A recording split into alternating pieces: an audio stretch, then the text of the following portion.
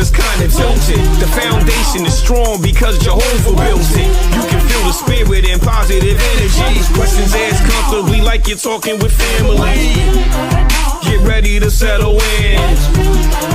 Wait for the show to begin. Invite a couple of friends. It's time for Unhinged. Introduce to you Get You Home Towing, a family company with the sole purpose to get you home. Whether you need roadside assistance or transport services, we have a flatbed big enough to transport any vehicle to its destination. Our offer to you is our gratitude and great service at a much cheaper price. We are also open to transport through long distances. If you need us, all you have to do is call that number. I'll see you soon.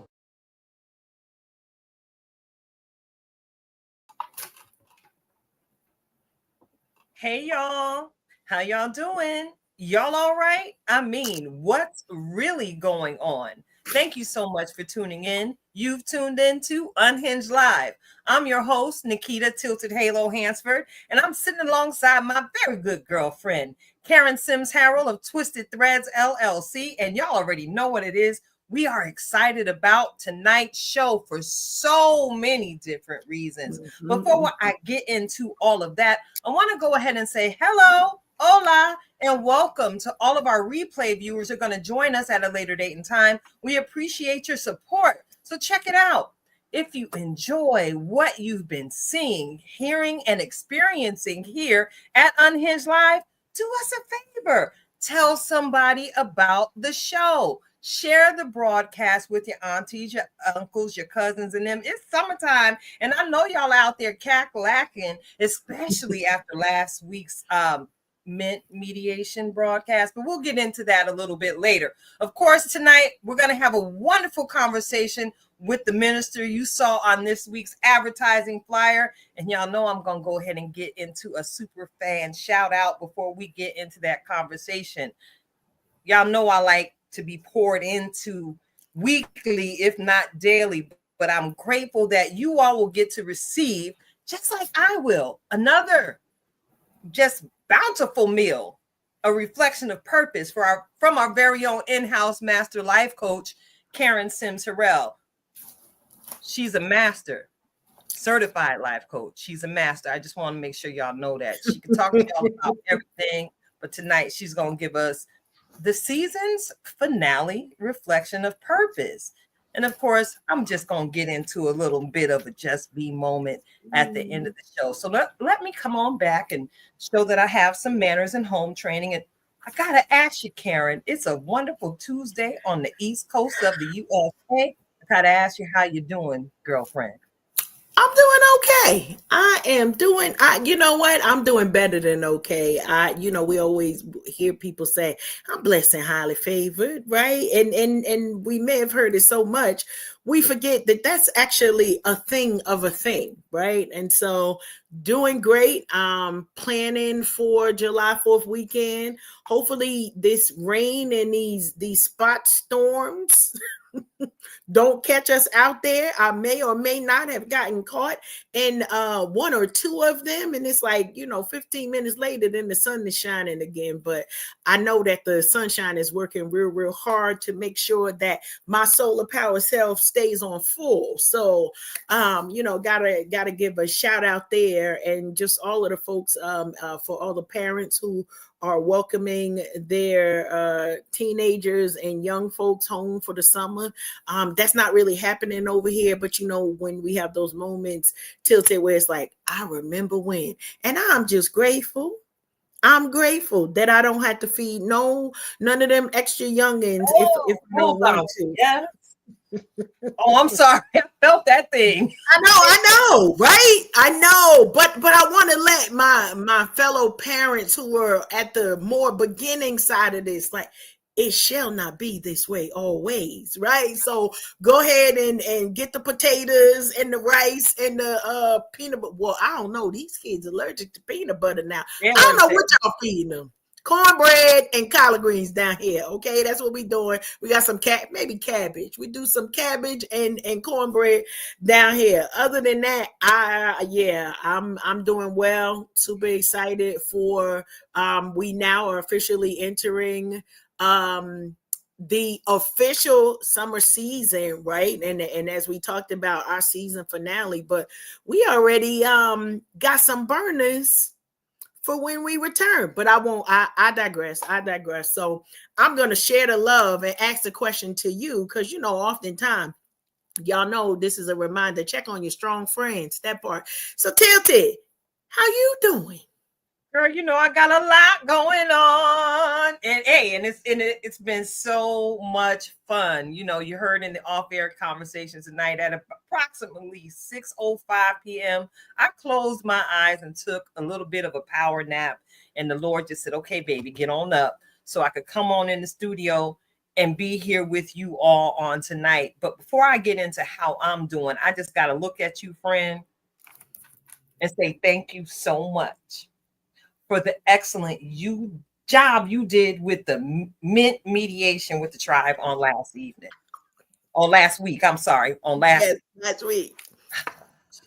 Yes, that gave me the opportunity to sit my hind parts down and get some rest, because I promise you, as I am at a certain point in my life, I have been in every single type of doctor's office to make sure that I remain summertime fine. And last week was a much needed rest for me, because sis be tired, because it's kind of hard when you got to retract your cape as often as I have to pouring out. But just knowing that I could step away, that was God, just showing me another glimpse of the vision for Unhinged Live that has actually come to pass.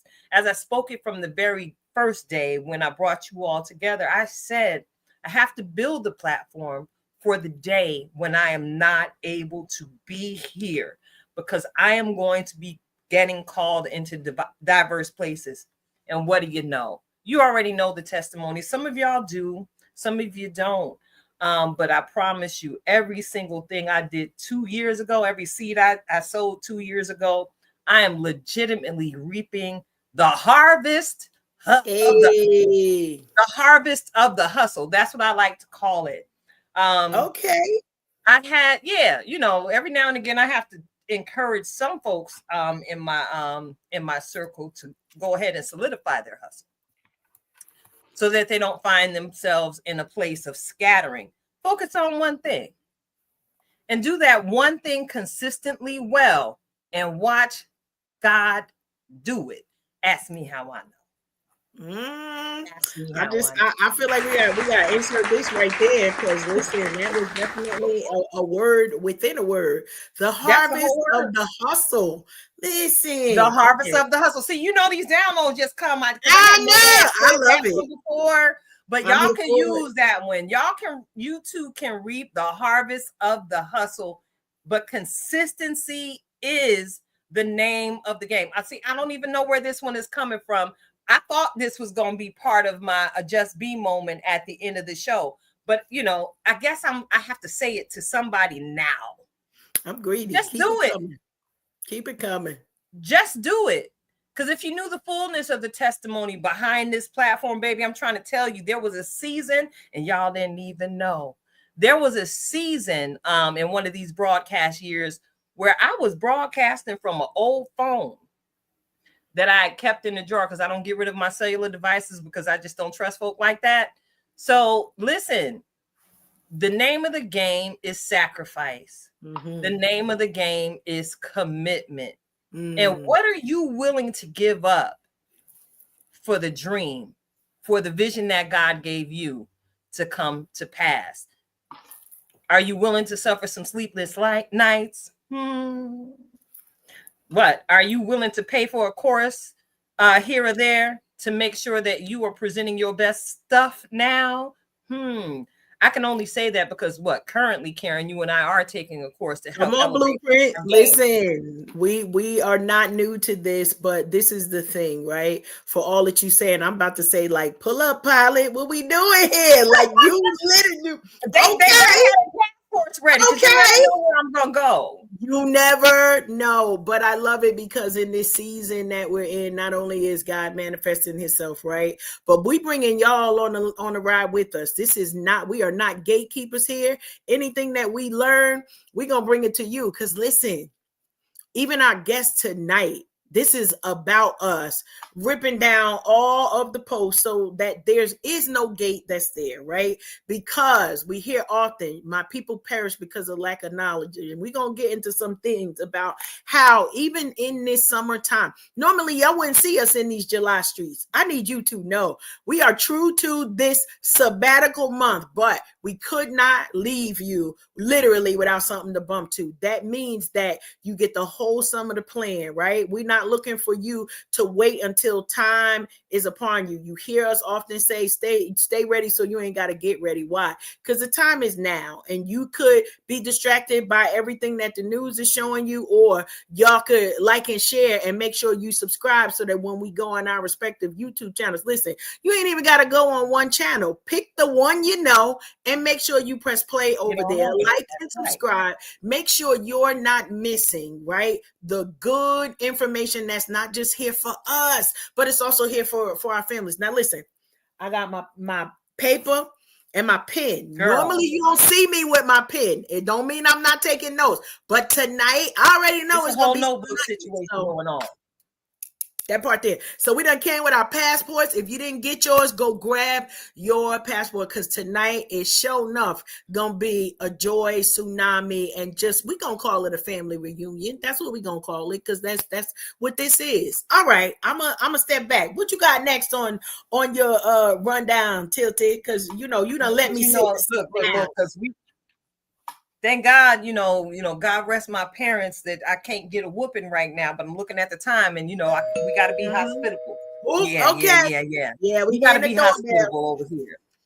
And I got to get into this week's Superfan shout out, Karen. Yes. Can I get a drum roll, please? Oh, yeah. Here we go.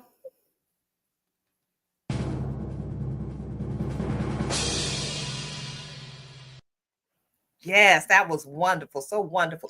Check it out, y'all. Lean in close. Y'all know I like to fan out about my friends, right? And I like to fan out about my many acquaintances, right? So tonight I am fanning out all the way about tonight's shout out. Listen, Bible tells us that our children will one day raise up and call us blessed as women if we do what we are due to do for our children. We do our due diligence. And I promise you, tonight's Superfan shout out is absolutely blessed, because I see her blessings walking around her as pieces of her heart in human form. We got business owners over here that still make sure they take time to honor, first of all, the Lord and their mama. Listen, she's a woman of God. She is the matriarch of the Vanderburg clan. Yeah, that's right. I am talking about Minister Deirdre Vanderburg. Listen. Sis, you know I'm about to get up out my seat, right? Yeah, we can do it, girl. On this one, I'm trying to be easy. What? Okay. Yeah. See, stop it. The show just got started, Tilted. We trying to keep it together. It's the beginning of the show. Minister Deirdre, listen, you already know. No, I ain't even gonna get emotional, but when you got greatness, right? The mantle is gonna drip some things, right? And so I guess already know, because he get to call her mama. But it's another thing, right? When you are a powerful woman, right? And I'm talking about for me. And a lot of times people won't take the time to pour into you because they'll see you and think you got it all together.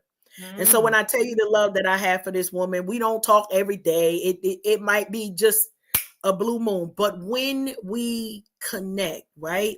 There is something there that Power with Power understands, that sacrifice that you was talking about, Tilted. How about that, right?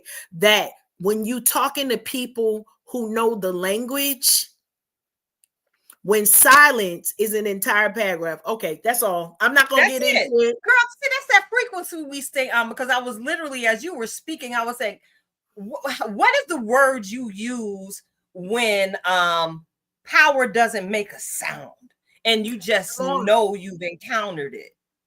You know, many of us, listen, wisdom, righteous living. Look, the essence and the aroma of God himself. Listen, sis, you have been a tremendous blessing, not only to Karen, but to myself. In the many times I had the opportunity to sit and serve with you in ministry, the way I observed you loving not only your family, your children, the women that you serve alongside, let me tell you, you are an absolute gem to not only your family, but to those of us who have experienced you. So, Sister Deidre, I just want to say thank you for being who you are. Thank you for birthing so much legacy through your womb. We are all reaping the benefit of who you, and not only you, we're going to talk about your rib too, who you and your husband are, because I recognize you did not do this alone. It took many nights of the two of you going before the throne to manifest the harvest that you now get to sit back and enjoy. I celebrate you tonight, sister, not only tonight, but every day, as I celebrate so many of the sisters I surround myself with. So I thank you for just taking a little bit of piece of your life and allowing me to experience you. Many continued blessings, grace, and peace, Sister Deidre. So yeah, I got a little teary with that one, because I'm never really sure where you're gonna go with these, but I promise you that was on my mind all day, because we knew, you know, the guests, and it was just like, you know how you could just say thank you, Lord, for the family, right? Like, it's not even just one person, but Lord, thank you for that entire family, right? And it was on my mind, and I'm grateful that we both have the opportunity, because we believe in giving flowers. We love flowers over here. Please. Yes.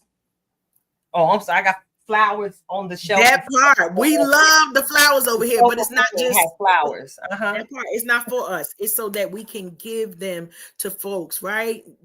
That's it. Okay. So listen, we done heard the doorbell. We got any additional business? Wait a minute. Oh, okay. They're getting a little antsy out there. Listen. Don't make the man of God wait. Don't make the man of God wait. Let me get into this intro real quick. All right. Okay. All right. I'm gonna set us up over here. Go ahead. Listen.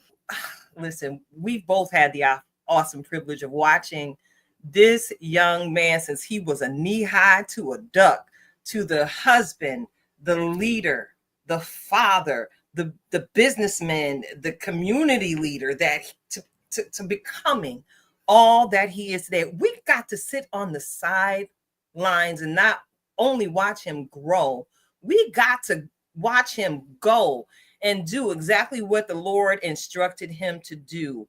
I remember one of the first times I got to sit in his presence, the first thing that caught my attention was his authenticity and how knowledgeable he was to be such a very young man. It was in those days that I began to pray for him, because I could see the gift of God within him even then. Now, then you fast forward, I carried my hind parts into the Key City Diner one night when he was in his He That Findeth a Wife season, when he was looking. All right now. I remember walking into the diner one night and just doing a casual greeting when he was with this beautiful young lady, and I observed exactly what they were doing in that moment. And in my head, you know, I said, yeah, that's right, she'd won. I observed them reading a book together and having an active discussion about it. And she wasn't sitting there all, no, she was giving him the business about the information they were exchanging from what they were reading. And it was so awesome, because I knew in that moment, that's a partnership right there, because they're able to talk things out to gain clarity to move forward. Who better than to build a family with? So tonight, without further ado, go ahead and bring him in the room. Here we go. Pastor Jason, welcome to Unhinged Live, nephew. We're gonna call you nephew. Yes.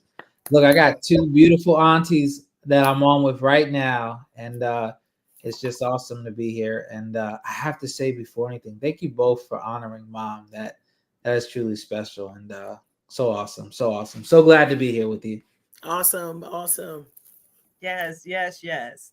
So you already know what it is.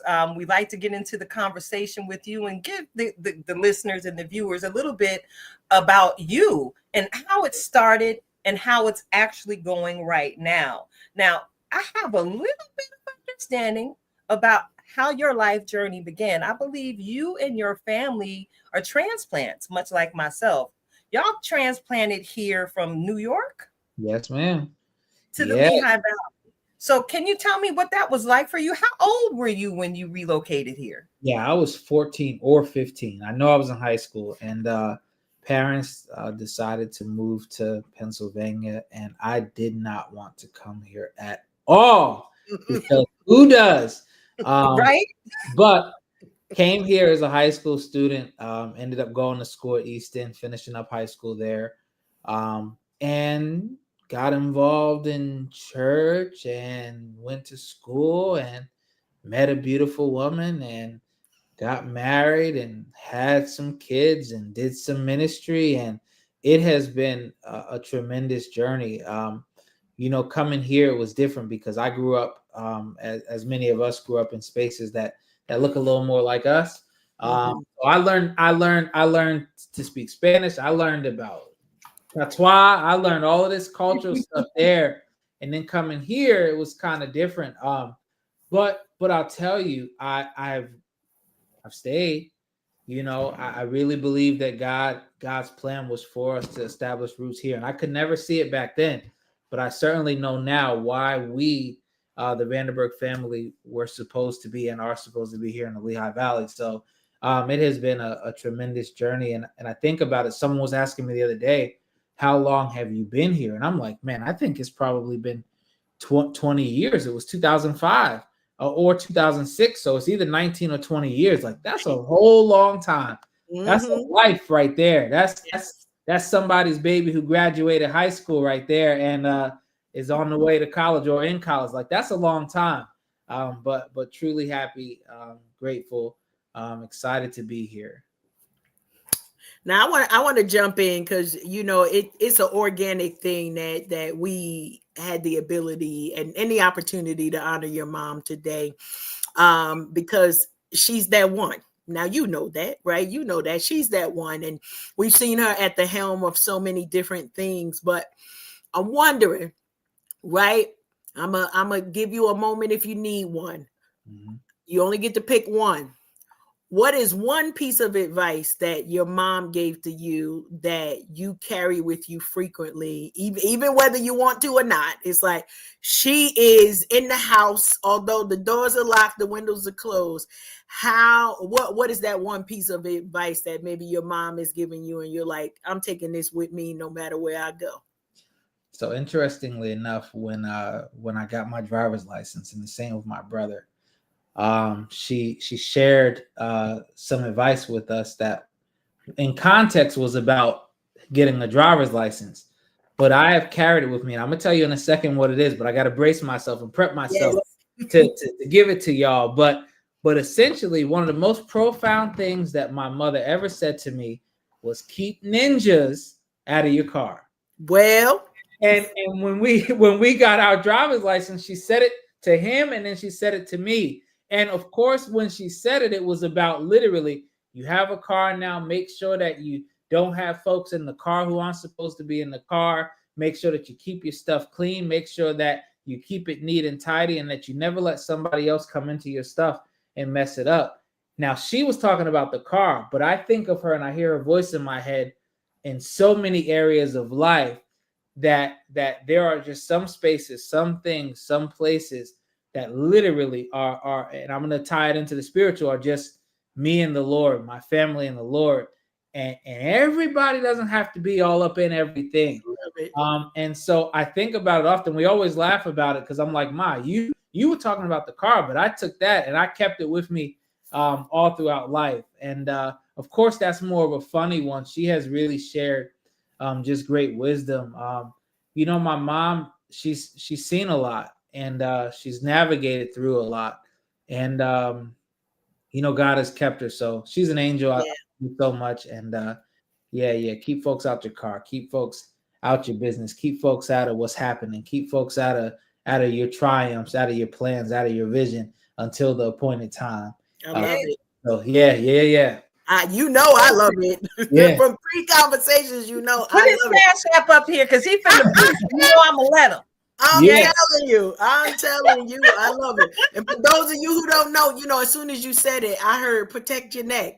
Sometimes we got to gangsterfied a little bit more than Mama did it, but that is definitely some sound wisdom. And if your mama ain't never told you everybody can't go, I don't know who mothering you over there. I'm just gonna say it right there. Everybody can't go with you, so I appreciate that. Now, listen, we would be remiss if I didn't ask the same question, because your dad is a force, right? So, but I think a silent force to those of us who not in the house. Right. I think maybe not so silent to you all who live with him, right? But for those who maybe don't see him at every time that they might see one of y'all or might see your mom, I got to present the same question as we just have gotten out of June. And, we celebrate Father's Day and good fatherhood, right? Like hashtag fatherhood for like your dad, who has always, been by your side and giving you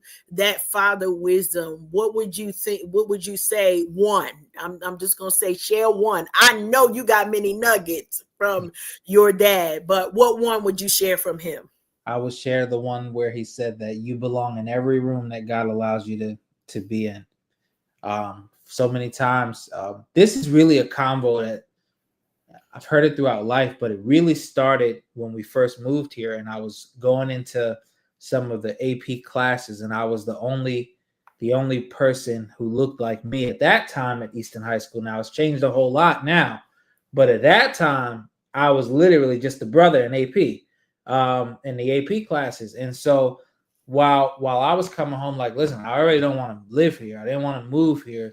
It's not what I'm used to. And now I'm the only brown thing in the class beside the desktop. Like, that is something that was very real for me.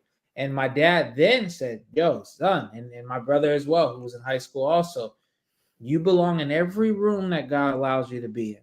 And I've carried that. See, there's a common theme with stuff my parents have said. I've carried it. And then I just kind of remixed it and applied it to other areas of life. I've taken what he was talking about for me entering a high school classroom and just applied it into other areas. God has allowed me to be in rooms that I certainly don't deserve to be in, that I didn't think that I should be in. Not to necessarily speak and talk, but just to let the presence be the important thing, right? Spaces where they needed a me and spaces where they needed you. Right. And just presence alone, like, don't ever feel that you're not qualified. If God allows you to be in the space, to enter the room, then you better know you're supposed to be there.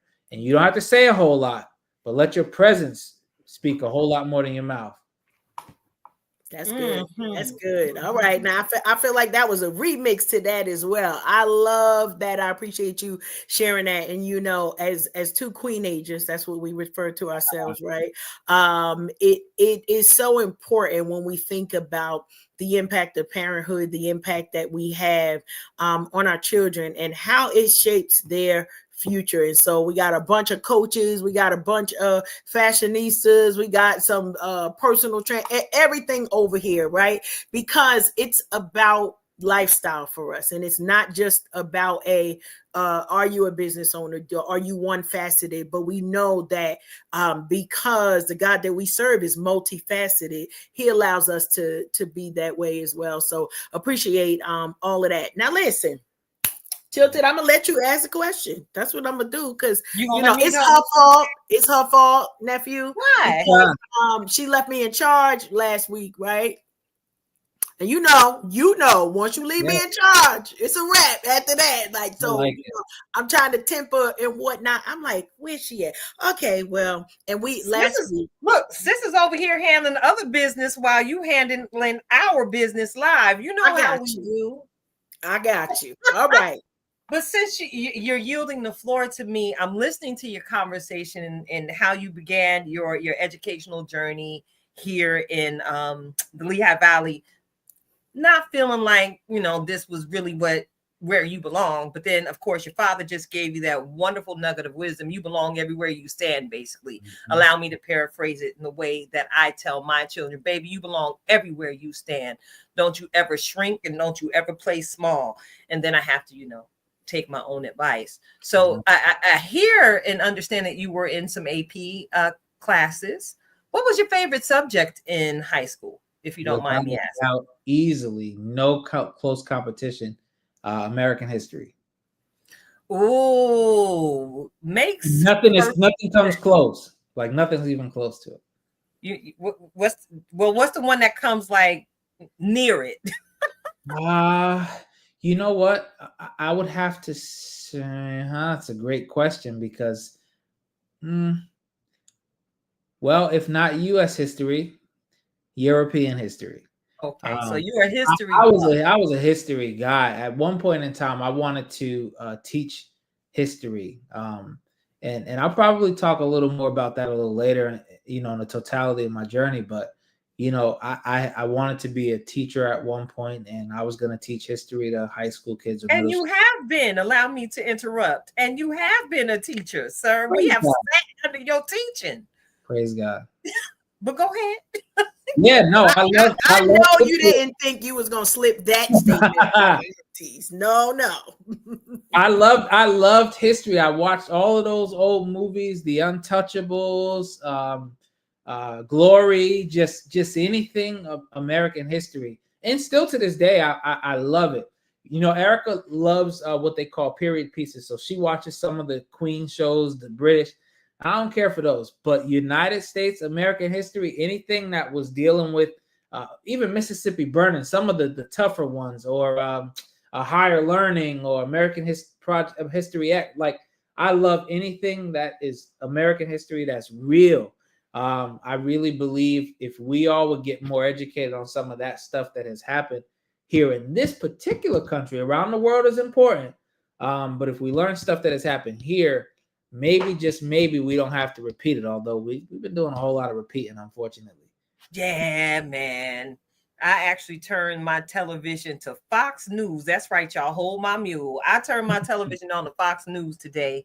Y'all know I put myself on a news sabbatical, and I tap in when the Lord gives me unction, because there's always something I need to hear exactly when I turn on the television. And yeah, I have to agree with you. Some of the history is repeating itself. And it's interesting to me that you are the history buff that you are, and you've shared some of the movies that are some of your favorites. I wouldn't think you to be a history buff because of what I've observed on the outside, which goes back to what your mama told you. Don't let people in your car, they don't need to know everything. I'm curious to know how you became interested in basically the end of life service of families and individuals. How did you get interested in that? Yeah. So I'm going to take a quick shortcut because I want to mention history one more time, but I promise you it'll tie in together.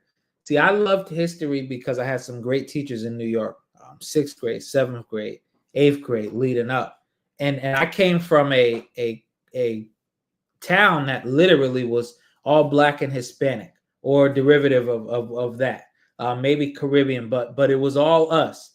And so my love for history carried over here, and that kind of was in me, and it has stayed, but it started there. When I got here, I fell in love with serving people, and I fell in love with ministry, and I fell in love with God. I'll tell you what happened. I was in the maybe 10th grade or 11th at Easton High School. And again, wasn't necessarily feeling the experience as much. And I had a job shadow project for an English class. Now the project, hear me aunties, the project was due on Monday. But I found myself on Thursday not yet having complete the project, which means that all that I have is Friday to do this. So I was telling my mom, I'm like, Ma, I have this project that I have to do. And she's like, well, what would y'all say? She said, whatever y'all would say. You done waited till the last minute, fill in the blank. Yeah, fill in the blank. And she said, well, why don't you call the church? Now, at this time, Ma was connected, plugged in, Dad. I was still being a teenager who would, I slept in, or I'll clean the house if I don't have to go. Like, this is who I was. And I called the church, and I got a guy by the name of Pastor John Gaddy on the phone. The Lord rest his soul. And I got him. I called the front office. They connected him because I explained what I needed. And I don't even remember who was answering the phone at that time. I talked to him, and he said, hey, I'm sorry. I don't really do ministry with kids. I minister to adults. I don't think I can help you. So I was like, uh-oh. I am not going to be able to do this at the church. Pastor Gaddy actually called me back about an hour later and said, well, why don't you come in? Now, it's like 12 o'clock in the afternoon because I called him at like 9, 10, something like that. And he said, if you come over to the church, I'm going to go over to the nursing home. Me and Pastor Juanita go in the nursing home. You can go with us. You can ride with us to the nursing home. And he said, we're going to go over to the shelter as well and do some hospital visitation. We go to a nursing home on Washington Street, 498, to see a woman by the name of Ruth Carter, who, as we are walking into the room, is taking her last breath. Wow. Now, no one knew this was going to happen. So she takes the last breath. We pray. And Pastor Gaddy says, listen, I know I said we were going to go to the hospital, but she has a sister. And her sister's name slips me now. She's blind. She lives across the street from the nursing home in a high rise. We need to go over there, and we need to tell her sister has died. She's pretty much homebound. So we go right across the street over in Easton on Washington Street to this sister's house. And when we got there, deacons from Shiloh, Deacon Fennell, Penelope, and Merrill were there. We let her know that Miss Ruth had died, and we stayed there and we prayed. And I'm feeling something. I'm like, oh, what's that? I'm like, oh, wow, this, okay. So we leave there to stay with she stayed with the deacons, and we go over to Safe Harbor Shelter, which is just around the corner from where we were at. And we were serving food. There were people from the church who were already there. We're serving food. And I'm like, oh, I'm feeling something. What is this? We left there, went to the hospital to visit one of the sisters, and we left the hospital. I'm like, man, what is going on? So we finish, and I say to Pastor Gaddy, hey, listen, do you think I can shadow you? He said, well, have a funeral next week on Saturday. You can come and shadow the funeral. He said, because I don't just visit people. I serve families who have funerals at the church. Why don't you come out on Saturday, man, and just observe? Tell me if it's something that you'd like to do. Now, what was supposed to be that one-day project, you sisters know, turned into years of this, and really the Lord revealing my purpose to me. But when I think about it, and I'm going to answer your question, Tilted, I was meant for this from when I was a child. When I was 7 years old, a revival preacher laid hands on me and said, this young man is going to be a preacher. Now, this happened in the summertime. I went back to school that next summer, first as maybe a first grader or second grader, and one of my friends from school got hit by a car and died, a kid who I played in the chess club with. His funeral was the first funeral that I can remember, that I can actually recall. And I remember going to this funeral home, and this big, tall Russian undertaker was standing up at the casket, and Luis Hernandez was his name, who died. And he had on this hat. I didn't know then why, but I know why certainly now. And I went to adjust his hat, and the man said to me, hey, let me help you to adjust his hat. And he helped me.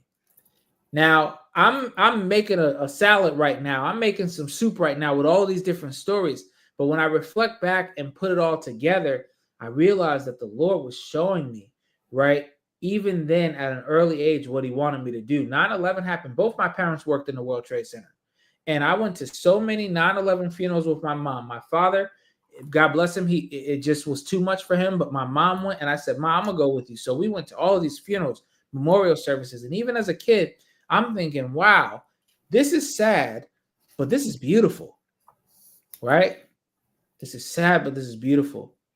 And so as time progressed, now I'm in high school. I'm visiting the hospital, Pastor Gaddy, on my school breaks. We're seeing folks, praying for folks, and I joined the bereavement team at the church.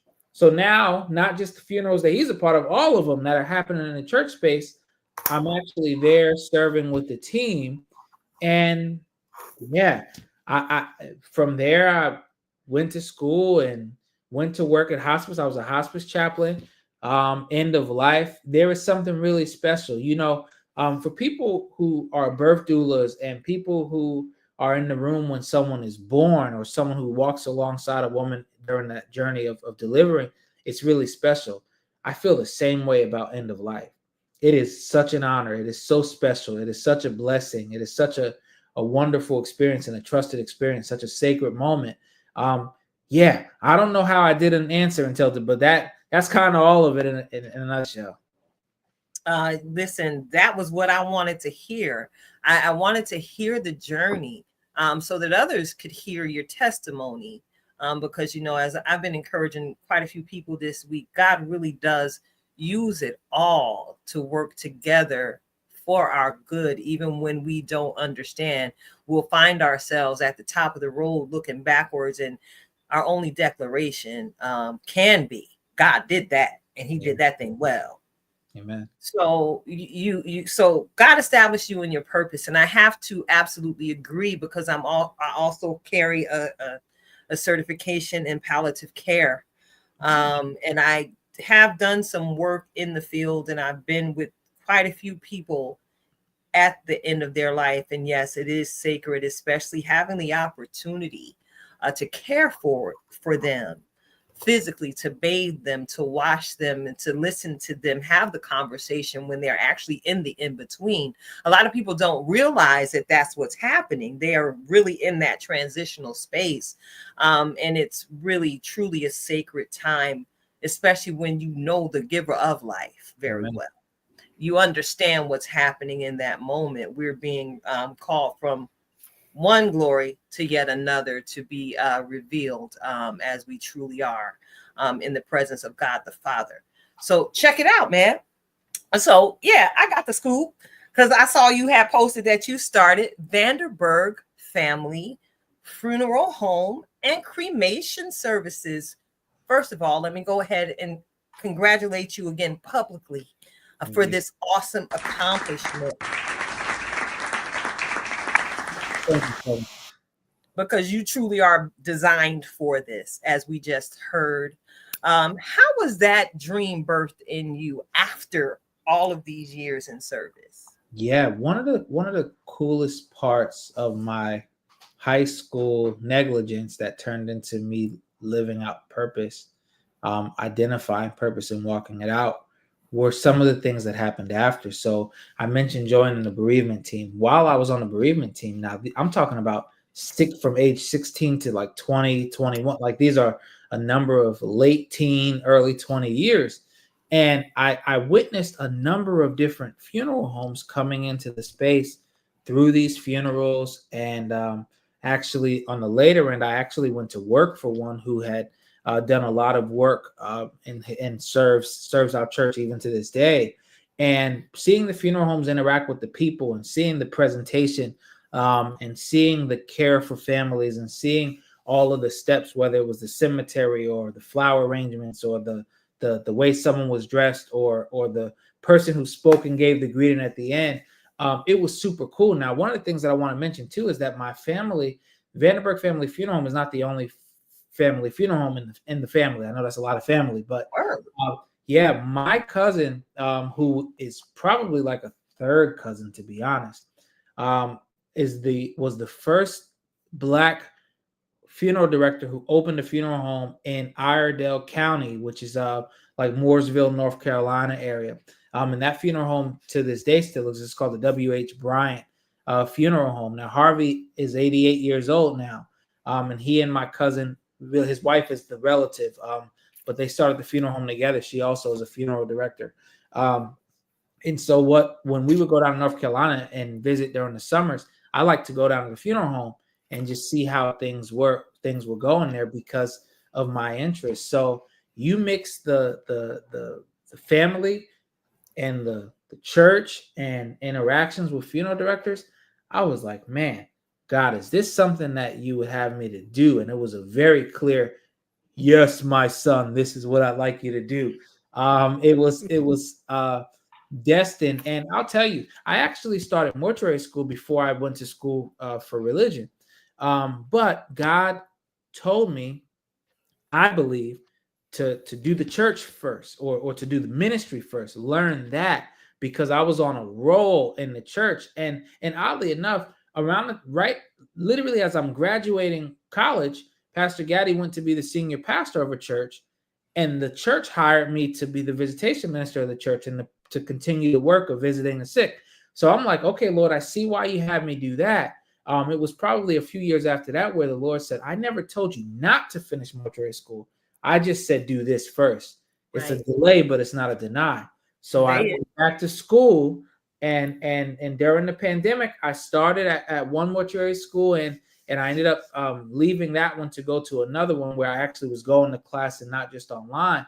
But God said, pick it back up, bro. You got to finish what I have for you. You know, don't just touch on it, finish it. So I did that, went to mortuary school, got the funeral director's license, and God gave me vision for the funeral home a long time ago. I mean, I've been talking, my mother's, it goes back to probably those teenage years, 17, 18. I believed that I was going to serve the Lord in ministry, but also that I was going to open a funeral home. So while the Vanderburg family funeral home has come to fruition and God has allowed it to exist and to be birthed this year, I've been talking about opening a funeral home probably, now I'm 32 years old, probably 10, 15 years I've been. It's a blessing to see God show you and make a way, right? Because we can see, but sometimes we can't see the way. I saw the end result and I saw the vision, and God adds the pro to the vision. So he has sent folks along the way. Now, in between starting up the funeral home, I established a business, a trade service where I work for other funeral homes doing mortuary transport. So that business still exists to this day, and is still operating as well. But by doing that, now I have the vehicle, I have the equipment, I have all of the stuff that I need. It was a heck of a head start for opening a funeral home, which lightened what I would need because I've had this stuff for the last 4 years of operating the other business. So just, yeah. I forget the question, but I get happy when I talk about it. You answered it. You answered it. And some. One of the things that I think is so very important, because Tilted, I'm sitting over here chuckling. Pastor Jason, when you said 32, is if you a full-fledged senior citizen. Say so, ma'am. 32. Okay. Another gray hair pop up right there when he said that. Right there. I'm closer to 33 than 32. I just have to say that. Listen, we some queen ages over here now. Stop that. That means we are older than 32. That's what it means. That's all you did. We older than, but we some queen ages, so we carry ourselves with grace. We do. Now, I love how you are sharing your story, and I know, and shout out to those who are in our comment streets. You already know we want to hear from you. We want to engage with you. Go ahead and get those comments and keep them coming. If you've got a question, now is that time. If you put it in the comment streets, we may or may not. 55 plus community. Yes, they letting you know you are far from the senior that we heard in those numbers. But God is keeping you real good. And so love how you shared, right, the journey and how your family has impacted that, but also how personal decisions and choices that you made to hear from God, right, to not to not give up on the thing that he told you, right? Because many of us, I'm gonna say it, many of us will be like, well, we heard the Lord, but around that 5th year, Yeah. we'll be like, all right, Lord, I don't think you really meant it. Come on now, Lord. I don't know if you really meant it, Lord. We're gonna try. Let's help him out, type situation. But I know that your words are being a blessing to those of us queen-agers and king-agers of more than 32 years. But you share something about your journey and taking a moment to, like, everything makes sense now, right? Were there encouraging words that came to you during that time? I know you said, you're hearing from God. Were there not just the Lord, but how did he speak through other people to kind of keep you encouraged and make you see during lumps and bumps that were going on? Because I know for a lot of our listeners, they are great and they've got greatness in them, but then something happens and it's like, okay, well, we're gonna put that down. He must didn't really mean that, because it wasn't smooth sailing. I don't know who told them that, but we're here to correct them straight. So who or what can you share with our listening audience help to keep you encouraged as you were on your journey? Yeah. Well, first I'll say sometimes we have to encourage ourselves. Yay. And that's Bible. That's Bible. David had to encourage himself. So I just want to say that. But what I will say is, as I believed that this is the direction, as I found myself drawing closer to what I believe God had for me, and I still believe it to this day, I went to find people who were doing what I wanted to do. Find people who were in the business. And there's one train of thought in different career paths. I don't know how it is in all of them, but I know in the funeral service industry, sometimes they say you have to be quiet, don't share too much, which I agree with. But some say don't share at all. I did the opposite.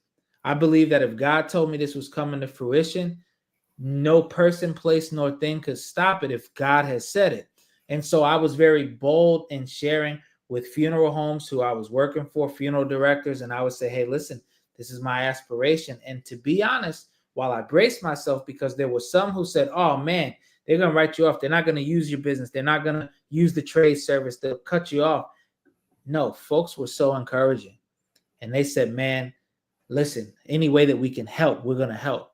And so we have opened the doors to this funeral home, and we are still serving all of those other funeral homes, some in the same area, still to this day, because rather than try to hide and sneak them with a funeral home, I was honest from up front, because I was speaking, Jason was speaking, but this is God's plan. So there's a boldness that I didn't have any fear to say, hey, listen, here's what I'm going to do.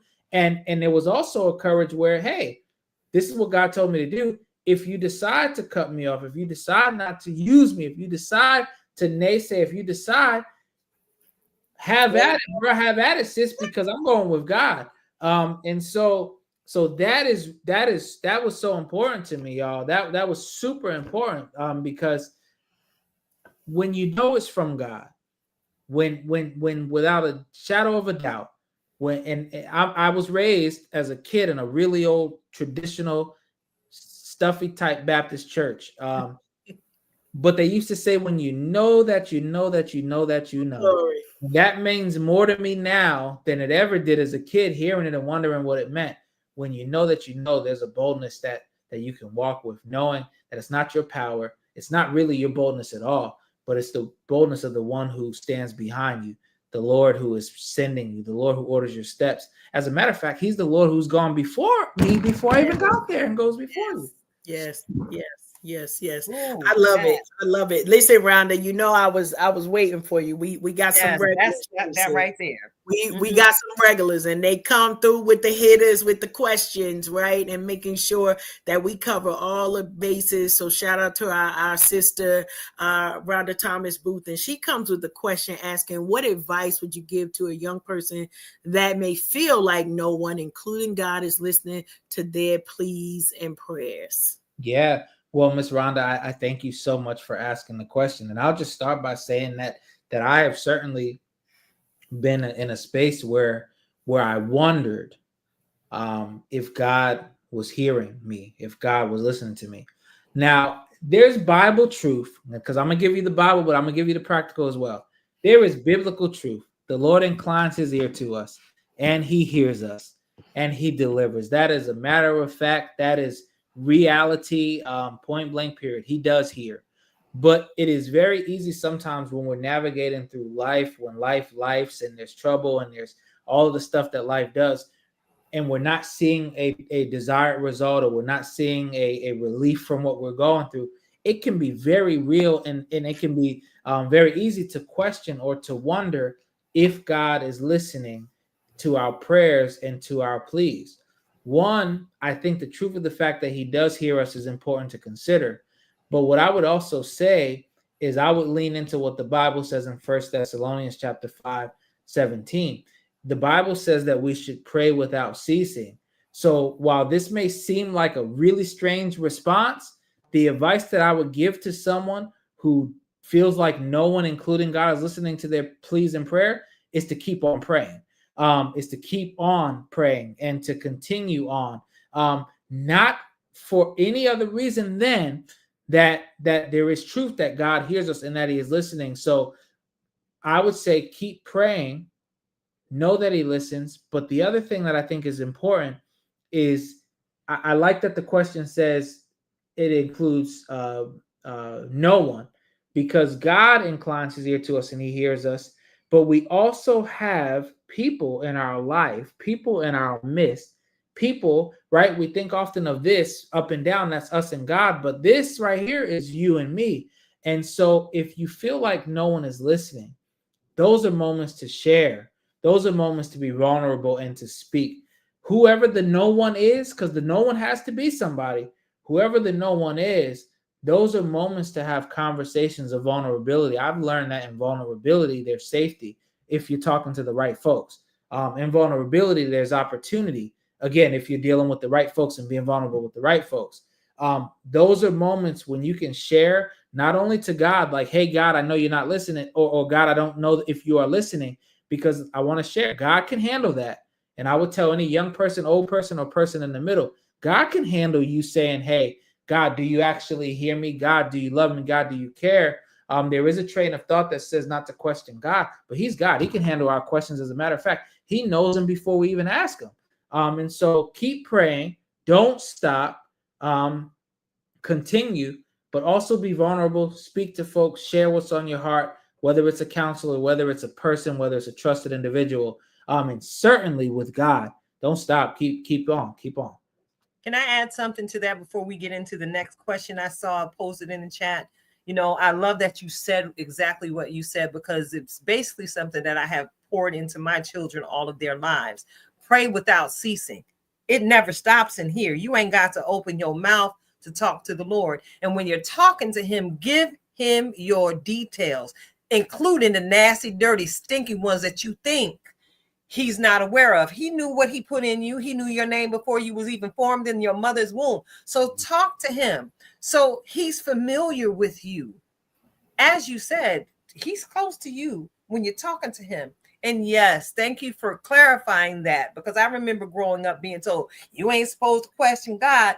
Mm-hmm. Listen, that's why there's a Y in Tilted Halo to this day, because I would be in my private time with him and I would ask him questions and watch the answers come, like you said, through people, the right people that he placed in my life.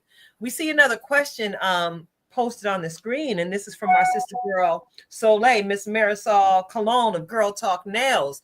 And now she's saying that she's a planner, and she's asking, should we prepay for our funeral services and cremation? Well, Marisol, let me first say I'm so happy to be your new Facebook friend. We became friends on Facebook like a week ago, so I'm pretty pumped. So you may not even realize it's me, but we are. I recognize Girl Talk Nails. So good to be with you, sis. I will say this. I always encourage folks to prepay and pre-plan. There are some benefits to it. Now, if a person in the funeral business, we have what are called pre-need. That's folks who may plan and pay. And then we have at need, which is if someone passes away in real time. The truth is that there are benefits to prepaying, because for people who prepay, there are such things as guarantees in pricing. So as y'all know, with tariff, like right now, there's tariffs on caskets, tariffs on merchandise, there's tariffs on any and everything. Pricing may change, and when you are able to do a guaranteed plan, you pay the bill. It goes into an escrow account that's safe and can only be used for your funeral services, but you really are able to lock in some good pricing. And so that is totally up to you, whether it is for funeral service, whether it's for cremation.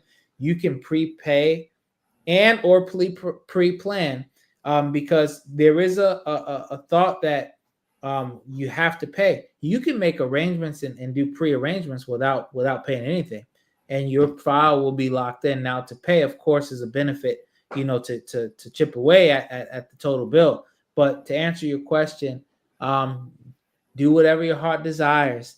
But I certainly do encourage pre-plan, prepayment. It actually helps with the family who will be left behind to take care of things. Also, there is nothing more. I think it's really special when someone has had their own hand on their stuff. What type of music do I want? Where do I want the service? What color casket? What do I want? When your family can honestly say, we are literally honoring what mom wanted, what dad wanted, what they have said, what they have spoken, there's something special about that as well that comes with pre-planning and pre-arrangements. Listen, I got to jump in and tell y'all, because it's our show, we get to advertise and support whoever we want to. So in your comment sections, you will see information directly from the Vanderburg Family Funeral Home and Cremation Service website, where they have a whole pre-planned form that you can go on there and be able to do some of these things. And, we joke about it in general conversation, but our hope is that y'all are planning for every season of your life and even unto glory, right? Because we don't want to see y'all out here with these cloud flyers and these GoFundMes because we did not take the time to plan. So just like you're planning for your next family vacation or the family reunion or just somewhere to waste money, make sure you are making a sound investment that will benefit your family. And if it's not this service, right? I saw some prices over there, like, okay, never mind. That's a whole nother story. We'll talk. But it's a smart thing for us to do, right? So as Marisol said, like, we don't want to be a burden to our families. And if we can help it, right? We're not only having the plans, and I recall that when my grandfather passed away, he had done all of the pre-planning. When I tell you that was probably my earliest and first time realizing like that was a real thing. Yes, you want to have your life insurance. Yes, you want to have those things, but he had planned everything. Honey, all we had to pick was a pair of shoes and nobody wasn't going to see them no way, but that's another story. So when you take away that lift at a time where we don't know how grief is going to hit us, right? You lose a loved one, you got people around you praying, you don't know what state of mind your future self will be in. So being able to make the plan today, figure out what the services are. See, this is the reason why we extended our season just for this conversation right here. I need you to know, because you all are that important to us, that we want to get you connected to somebody who cares about you, somebody who cares about your family, and who cares about not just your current well-being, but you dropped a nugget there, Jason, when you mentioned about the tariffs. We're not thinking about that when we're thinking about, what is the final arrangements are going to be. It's almost like, well, we'll get to that when we need to get to it. But here's the deal. We all got coins that are on assignment, as my sister likes to say often. Because our coins are on assignment, we may or may not be able to help your GoFundMe. We love you. right? We want to assist, but we would rather assist with flowers and memorials versus we have to because of lack of planning. And I'm going to say poor planning as well. You all know that we're going to try to give it to you straight, no matter what it is. Having a hard conversation, as Marisol also said, we gotta have them. Why? Because then it's just helpful for your family. You get to help somebody. It's not a pre-grief, right? A lot of people, I don't want to talk about death. Well, honey, it's gonna come. Yeah, we was all born to die. We was all born to die. I mean, that baffles me when I actually said this to someone yesterday. You know, I'm 53 years old. I'm getting, all my check engine lights checked to make sure that I enjoy the latter part of my living because my life is half over. And I just said it nonchalantly. And she's like, oh my gosh, I don't even want to think about that. And in my head, I was thinking, poor little Tink Tink. You have no idea what your tomorrow may or may not hold. And accepting that you're not supposed to dwell in this space forever in this form makes it a whole lot easier, especially when you get into the pre-planning for the end of life situations. Sorry to cut you off, but yeah, I literally just said something to somebody yesterday. I'm like, no, we getting this checked out because I want to be right on time for as long as I can be. Yeah, and I think life insurance, Sister Karen, you said it. Life insurance is super important, and we think oftentimes about life. There are some people who get life insurance to leave an inheritance, right? And that's the verbiage that is used, and that is a blessing. And heck, I'll be honest, I got some, and I want to do that. But I'll tell you what, there is such a product, an insurance product that is a burial insurance or a final expense insurance, which isn't the 200,000, 300,000. It's not the $1 million.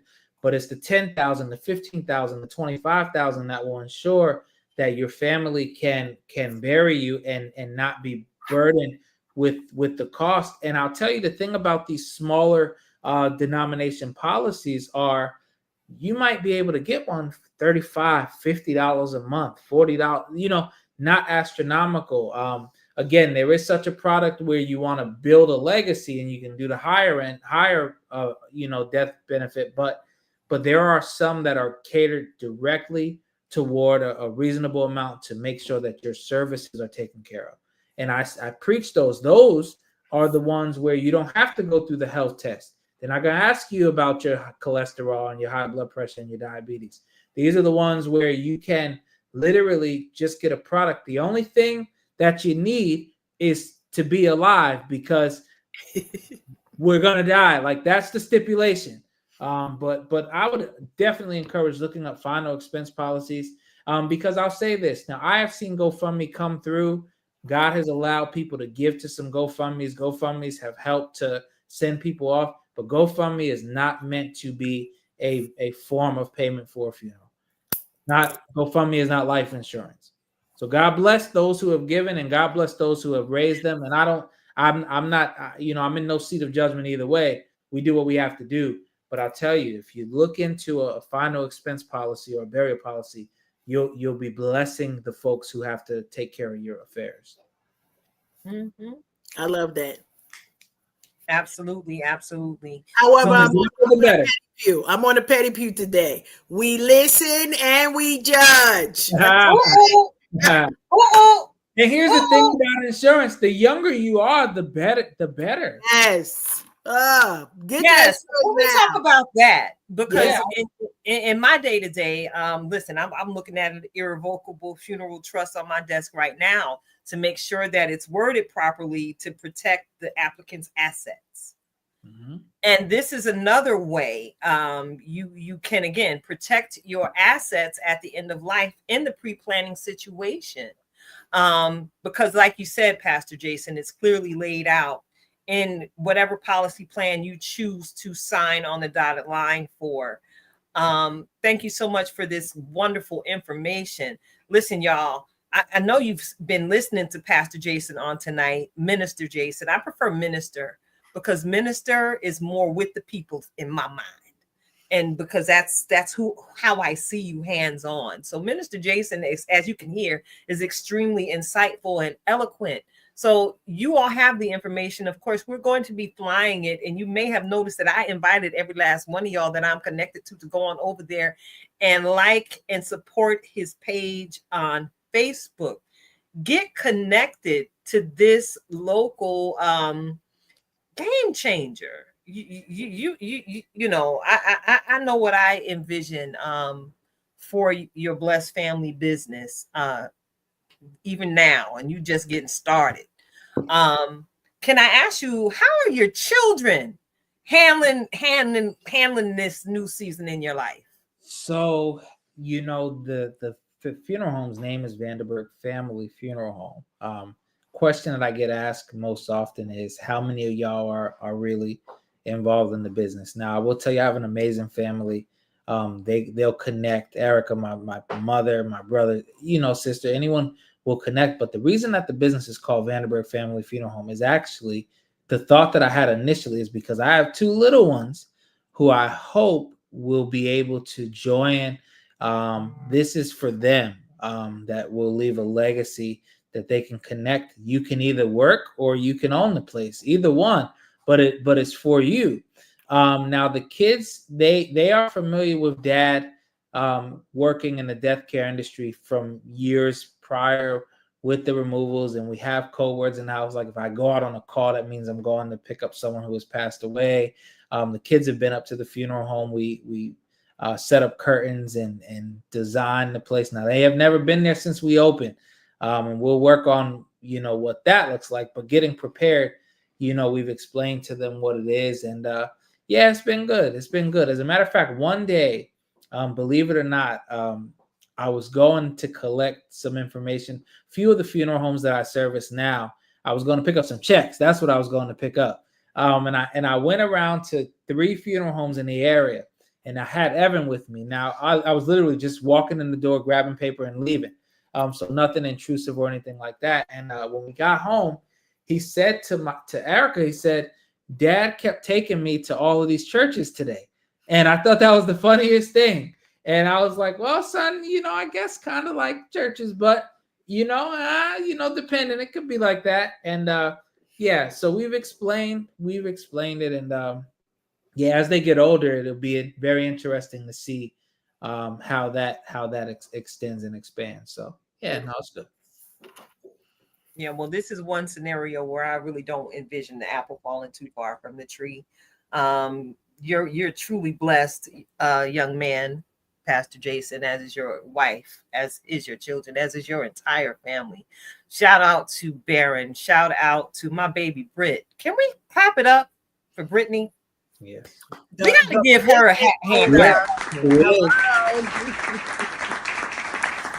You know, I gotta go ahead and acknowledge little sis, because she is opening her own business, and I've enjoyed her sharing her journey, whether it's been the highs, whether it's been the lows. I think I saw her post the other day, it's ghetto sometimes, but you know, it's been worth it. And you know, we proud of you too, girl. I just wanted to put that out there. Yeah, I'm super proud of her. Yeah, hosting the conversation with you on the show as well. Yeah, I'm putting that out there. Y'all keep your eyes on your inbox, because you know we got to take this hiatus so I can we'll be back before back to school. That's all we're gonna say on that. So we're gonna be back before back to school, but I need to get to the water. I need to clarify all of these visions, these things that I'm seeing in my head, as it pertains to how to move Unhinged Live forward. You know, Pastor Jason, you said something, and I've just been sitting here listening, and you've poured so much, and you said something that I can absolutely relate to. You heard God say, do this for me first. Mm-hmm. And I remember getting that very same word before I relocated to the Lehigh Valley. People think I just got onto the podcasting, and no, baby. I've been in some rooms that I won't speak of. It's just been a blessing to be able to live my dreams. But there was a season where God pulled me off the runway, He said, I know what your dreams are and I know what your visions are, but I need you to do this for me first. Yeah. And then I'll bless you over there. And when I was like, I'm supposed to be famous by now, Lord. Okay. But there was something that I had to learn as you basically solidified. I had to learn what it was to serve people, to lead people and interact with people, encourage people from several different walks of life. I had to go from one career to begin another one to be empowered to give the more that I now see myself pouring now. Yeah, Karen, I do mark the time properly because it's been a good 10 years, at least a good 10 years. And I watched God do exactly what he said he would do in my life. And I've watched God do what he said he was going to do in your life, Pastor Jason. So I just, again, wanted to say thank you for taking the time to chat with us tonight, to share with us a little bit more of who you are. How can our listeners connect with you if they wanted to schedule a consultation or even sit with you and take care of some of their pre-planning needs? How can they connect with you? Sure. And thank you so much for the opportunity to share this. One of the things that I'm seeing you all are scrolling the website, and I thank you for that. On our website, you'll find every type of form that exists. You'll find the contact number, the phone number, the email for the funeral home. Our website is Vanderburg, VANDERBURGFH.com. On that page, you can find all contact information. But I'm a new business owner, so I'm a cheat a little bit. Listen, you could send me an inbox. You could text me. You could call me, and the answer will be yes. Yeah. So however, whatever, put in the comment section, whatever it is. I'm certainly really glad, even if just to answer questions. Just today, I had someone who called. We had a great conversation. I don't know if it will manifest into an opportunity to handle arrangements, but it was certainly an opportunity to share information today. This is one of the beauties of the business. You don't get every call. Everybody's not going to use you, but every interaction, every opportunity you have to share with someone and to help somebody, that's a blessing. And I want my crown to be full, right? I want when I get to heaven, I want my crown to be full of, hey, you helped this person, you did what you were supposed to do, you answered a question, you didn't think selfishly, but you gave rather than you took. And so anyway, website. If you know my number, call me. You can send me a message. I'm looking at everything, and it will be a great opportunity to serve, to answer questions, and to be a blessing. So. Thank you so much. And I just sat here in Excel because this has been such a refreshing conversation. Most would think you'd see funeral home in the life. No, so much wisdom was shared on tonight's panel. So I want to go ahead and say thank you to everyone I saw and have been seeing popping in the comment section of tonight. Before we get into tonight's reflection of purpose, I want to go ahead and say, hey, again to Marisol, to Rhonda, and I saw Raga pop up in the chat on tonight. We had a great conversation with him a few weeks ago here on the show. Shout out to our sister Leslie Coleman, who's just been on the front lines, rocking with us, watching you grow into Mr. Incredible, Pastor Jason, over the course of time, right alongside us. And again, thank you all so much for all of your support. I saw photographer extraordinaire pop in, Keith Drayton, Deacon Leon Chander, Minister Leon Chander popped in the room for a second there. We see you all, we hear it all, and we again are so grateful for your support. So y'all already heard me say I'm greedy. Lord D. All right. Y'all already heard me say I'm greedy, and yes, the bag is open. But right now, I'm not hungry for the ridges with the sweet heat barbecue flavor on them. Right now, I'm hungry for a word that I have the privilege of receiving weekly. So get ready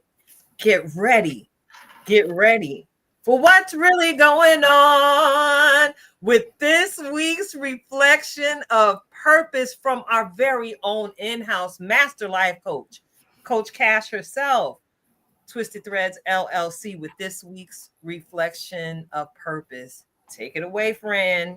Love it, love it, love it. Listen, y'all know I always come with the title, and tonight's title is Expect the Great. And that sounds real easy, right? It sounds like, okay, I'm just expecting for God to open up the heavens and everything to pour on. But here's what expectation actually looks like.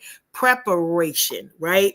Because even if the blessings come and you're not ready for them, then what do you do with the additional? But if you make the time, right? Take the time to make the time to plan out what we are expecting for God to do, right? Many of us may have been taught in different home churches. Maybe you think that God is not in the details. God cares even the colors of the flowers that I put in my hair day by day. And so he cares the same for you. But sometimes it is our expectation that gets in the way of that next blessing that I promise we've been in the corner biting our fingers, waiting for it to happen. And God is saying, if we put ourselves in the right posture of gratitude, I promise you, the next that y'all gonna hear about is from a season of gratitude that I was able to say. So I'm not just telling you something that I've heard about. I'm telling you something that I've been able to walk out. Make sure you are putting faith actions as part of your daily thing. Sometimes that's more than just prayer and meditation. And I say just because we do those in our quiet time. Maybe we do them in our personal devotion, but we got to make sure that we remember we're the hands and feet of Christ. That means that if we see those in need, you know, the best way for you to get a blessing, be one, get one, be a blessing to others. And while your hands are open, you'll find more even coming back to you. Next, I want to remind you, have a posture of gratitude as well. Make sure that you ain't having that stank attitude getting away. I said stank. That's the professional term for it. Keep that stank attitude out of the way, because you will find that it's built a wall between you and the people who want to come alongside you, who want to join in. We heard Pastor Jason tell us earlier that his time of just request turned into a blueprint for leading him to where he is today. Well, some of us, somebody may not want to give us a call back because we're being just a little bit too salty. Add some sugar on that, get you some lemonade, make you some lemonade, but don't always think that you're able to be sour and expect for the blessing to flow your way. And you, in these moments, I want to remind you, you can't blame anybody but you, because we know what the blueprint is. As I remind you all the time, we are the actual blueprints. People are looking for a way, and we got the answer the whole time, but we being gatekeepers in the areas that God has blessed us with. Y'all know one thing about Coach Cash. I'm a run tell that.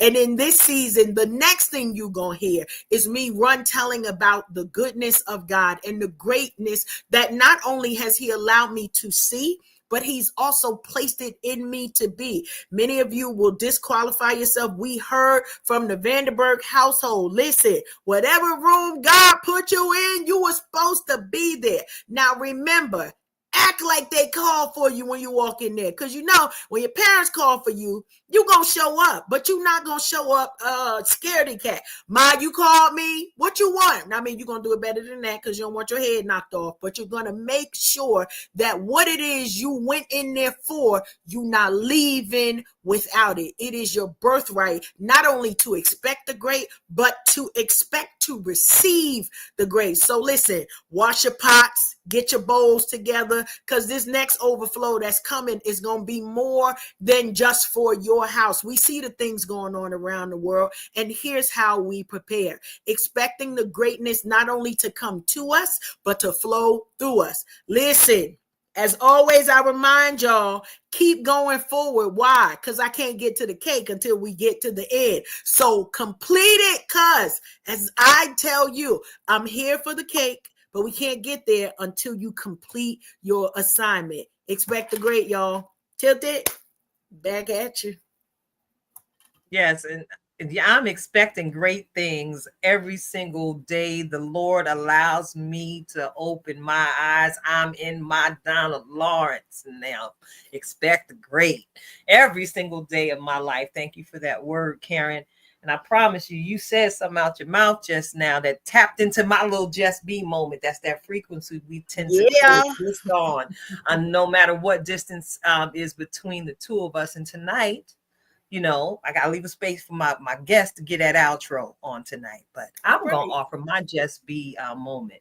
And tonight I gotta just ask you to just be mindful of the words that you allow to come out of your mouth. You know, I've just come out of a season where I've just had conversations with several different people, and you know, I'm able to identify them by the fruit of their lips, the things that they allow to come out of their mouth. And a lot of them, whether they know it or not, they ain't been paying attention to your girl. They don't understand that I hear between the lines and I hear what you're not necessarily saying. And what's most instantaneously revealed to me by the words that are coming out of some people's mouth is the fact that they don't pray. I know you don't pray because, again, the book of James tells me that, you know, this tongue, the smallest muscle, but the most powerful thing, it has the power to manifest life and death in each and every one of our lives. So I got to ask you to consider, what are you allowing to come out of your mouth? What banner are you waving as you face the day? See, when you speak brokenness, you live brokenness. When you speak lack, you live lack.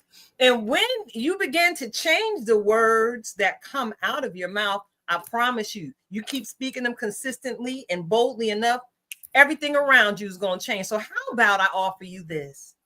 As opposed to always going out facing the world with a lamentation at every single moment, how about you turn into a list of different declarations? Now, I know that we hear that we have the word affirmations and the declarations that we speak over ourselves, but baby, I'm going to tell you this. I have my mirror moments, and what you're witnessing here boldly sitting before you on tonight is the manifestation of the many, many, many words that I have spoken over myself, where I've had to remind myself in the dark seasons that I am above and not beneath, that I am the lender and not the borrower. I am the head and not the tail. I belong here. That's right.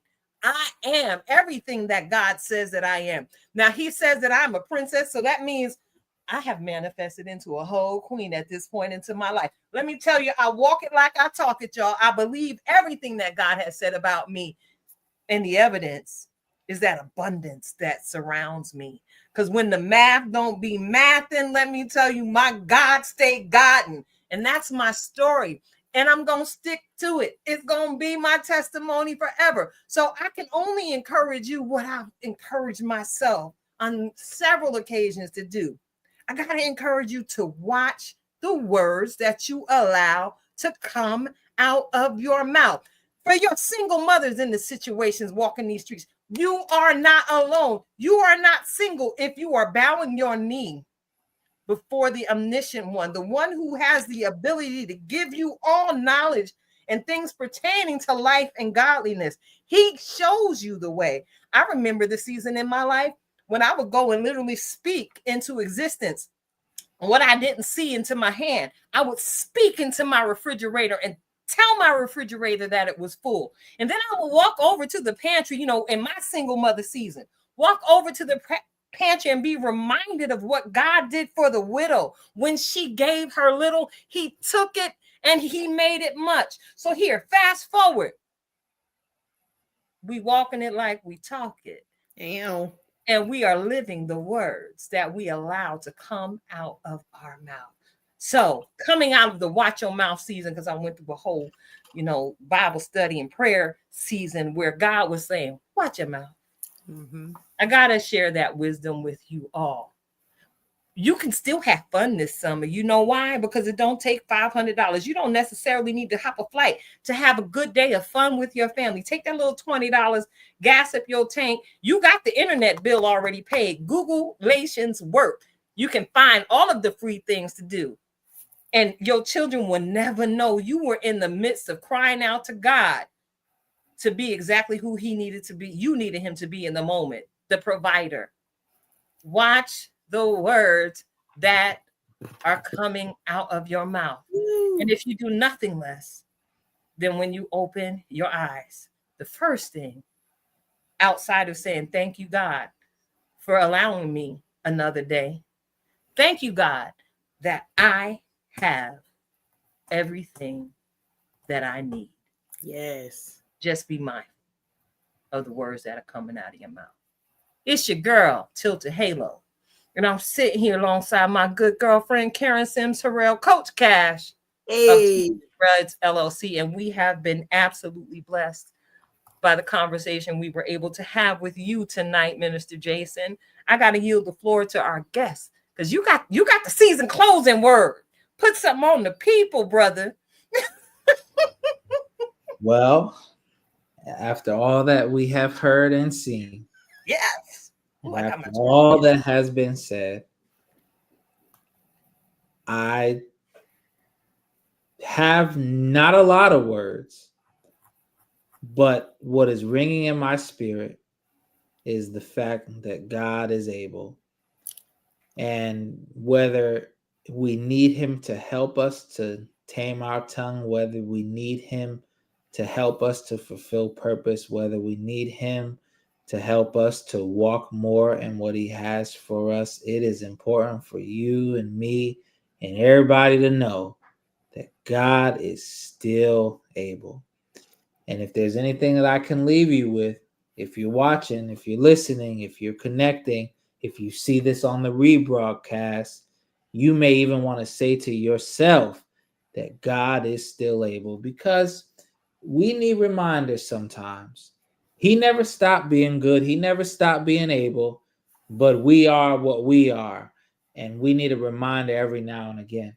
So I want to encourage us all, lean in, know that the Lord is good, that his truth endureth to all generations, and know that you are able because God is still able. That's it. Thank you so much for those words. And Coach Cash, Yes. looking at my non-Gucci, it's about that time. It's about that. Girl, it's the end of the season. You know, this is what we love to do. But, you know, my schedule is booking up even as we speak on this live. So we bid you adieu, but stick around. You know, we're going to have some awesome replays and some shorts and some other things that we got in the works for you while we take our sabbatical month to replenish and sit by that good blue water. It's Unhinged Live. Girl, we are almost at 200 episodes. Look at God. I'm sorry, we about to act up, Pastor Jason. Let me let y'all go because some of this y'all don't even need to see live. It's about to be a whole shenanigan session. He's still able. That was the word. He's still able. That's it. He's still doing God's it. still Still able. doing it. Y'all stay blessed. Y'all stay well. I'm sure I'm gonna see y'all because I'm outside. Outside.